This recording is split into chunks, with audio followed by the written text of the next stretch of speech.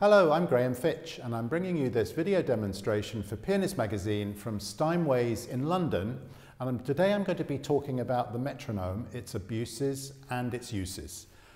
I have often found as I stand outside institutional practice room doors that those people who don't really have much of a sense of how they should be working tend to rely rather heavily on their metronome. Sort of thing, they get their metronome out, put it on 60 or whatever, play their piece through at 60, then think, right, okay, let's put it up to 65, and they do that for a bit, and then they get up to 70.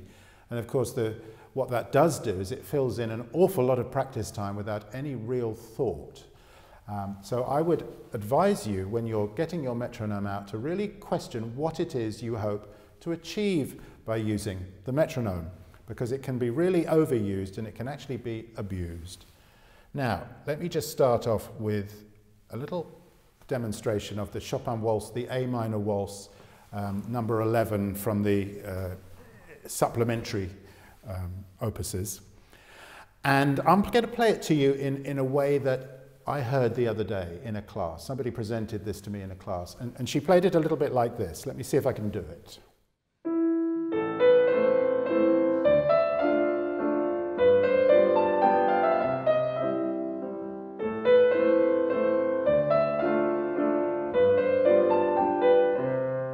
So it went on, cha, cha, relentlessly for the whole duration of the piece. And I asked her at the end, have you been practicing this with a metronome, knowing that in fact she must have been. And she said, oh no, I've got a waltz backing track on my digital piano and I've been practicing it with that. And I'm thinking, yes, and I can hear that, because what that does is it ends up producing a kind of robotic, non-human result. So what would be the benefit of practicing that with a metronome? Well, it's not useful, it's just not useful to do very often. The use of doing it with a metronome would be to see where you might be rushing. Maybe your third beat's arriving too early, or your second beat's arriving too early. So let me try it now with the metronome, and I'm going to find the tempo. So that comes out to 108. So I won't do all of it, I promise you.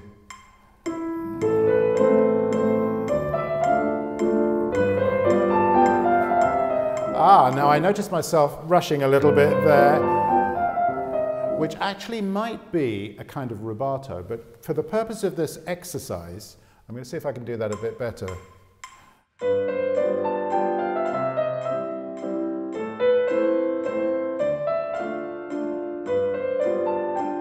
That was a bit better the second time.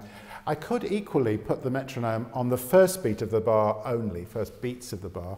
So let me do that. It's going to be quite slow. Ya pa pum pum pa pa pa. Yeah, in fact, this is very slow. That comes out at 39. Let's round it up. And then I just place the first beats with each of these clicks.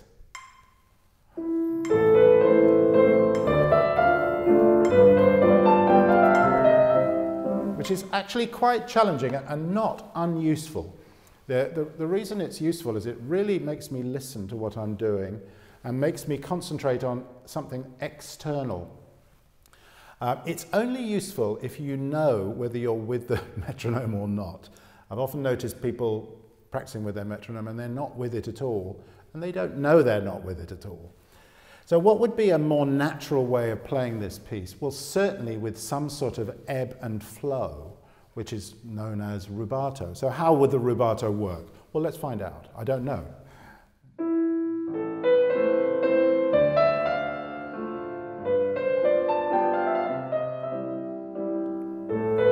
Push here, and then pull.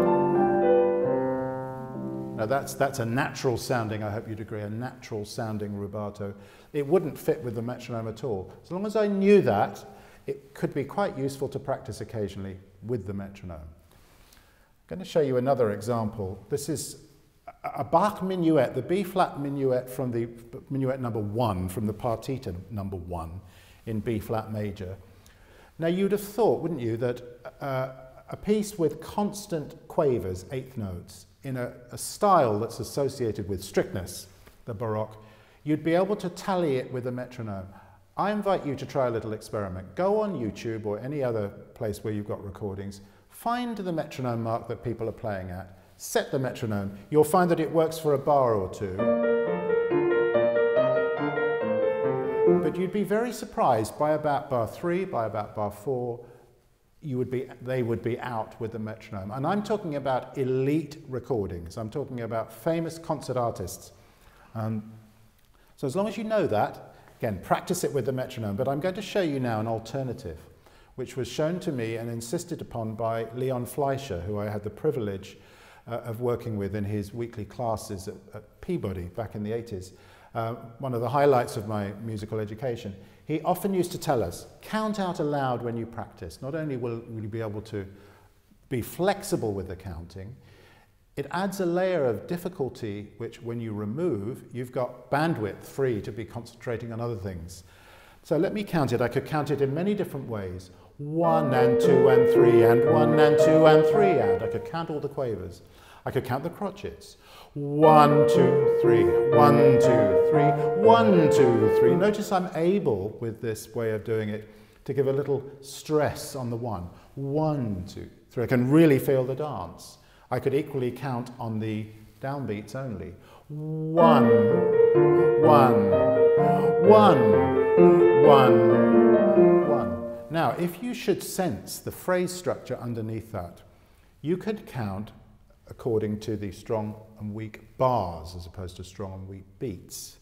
So I see two bar phrases and then one 4-bar phrase. So I'm going to count it accordingly. 1, 2, 1, 2, 1, 2, 3, 4, 1. You see what that does? The benefit of that is actually quite effortful. I've got to really know where I am in the phrase, and I can stress the 1, the strong bars, and de-stress the weak bars. A really valuable way of practicing. I would encourage you to do it quite often. Another thing that Leon Fleischer demonstrated so wonderfully was he used the 18th variation from Rachmaninoff's Paganini Rhapsody. And he demonstrates it in 2 different ways. One, a classical way of handling the rhythm, and the other, a romantic way of handling the rhythm.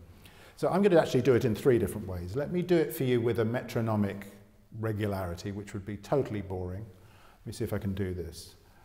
1, 2, 3, 1, 2, 3, 1, 2, 3, 1. Now, according to Leon Fleischer's assertion, classical rhythm is where long notes represent points of stasis, so where the composer just wants you to rest. And we tend to then move through the shorter notes. Let me show you now with a classical way. So I'm going to move through the fast notes and hold.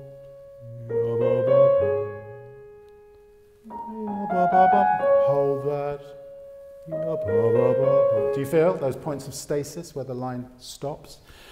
The romantic way, which of course is what Rachmaninoff would have wanted, is where we do the opposite of that. We stretch the shorter notes and we move through the longer notes. Totally anti-metronome. So let me see if I can do that for you.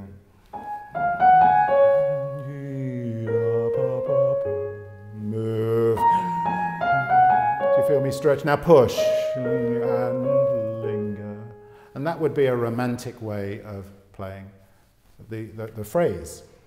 Pushing through the long notes and stretching out the short ones. Now with that in mind, with that as backdrop, I'm going to take the Schubert Moment Musical number 1, C major, and you will find again the long note in bar 2. If you listen to any recording of this, they will take longer than the minim or the half note.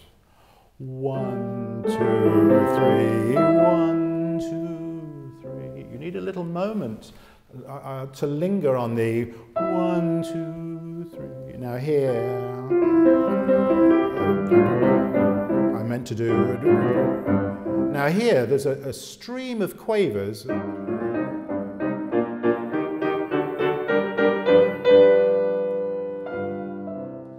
Through which I pushed.